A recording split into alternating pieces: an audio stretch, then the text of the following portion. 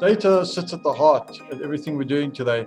And more so, the data we sit with can create new processes, new efficiencies in organizations. There's a lot of awareness around this.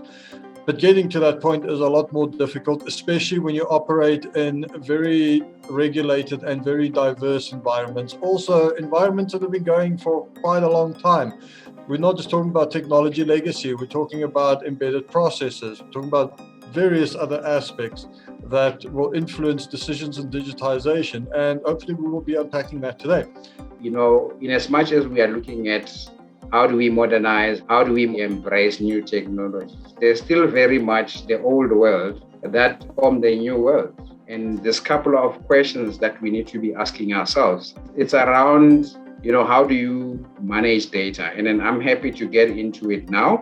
Data is the force multiplier of innovation. So every public sector manager who deals with IT or data should be aware of it. Fundamental to the policy is for government to be capacitated to improve service delivery to citizens. And data will form a very important part. Which data will go into public cloud, which data will not go into public cloud. All of those topics will come into play. The biggest challenge that we have, especially in the public sector, is where the data is and in what form it is. We've seen all sorts of initiatives to try and digitize and make data available, I guess, in a more structured way. And I think that's probably going to be our biggest challenge going forward.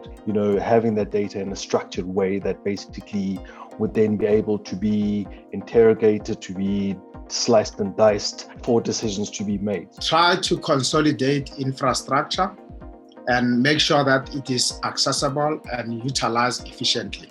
And in that way, the government will be able to put policies together so that it can be accessed, but investments should also be possible in that because now you have a consolidated infrastructure. The only thing that we should be focusing on is that how do we implement policies that talks to POPI, and how do we make sure that the private sector comply to the policies so that we are able to actually just address the services that we need to actually give to our citizens.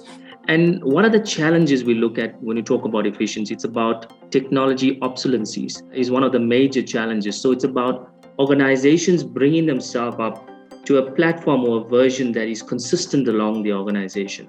And we can only do that by making sure we deliver legendary, experience to citizens, to modernize their back ends. And we can only do that if we adopt, new technologies for the citizens. That's where they were able to push a transformation and do those small changes. And that's been sometimes one step back, two steps forward. But the point is there are people out there with the will to do these things. It's just clear that there's a lot of legacy and technology and policy barriers that can kind of stop them. And I think the conversation we had today, talking about more collaboration, more open integration, and more ways to kind of get over these gaps has been very encouraging.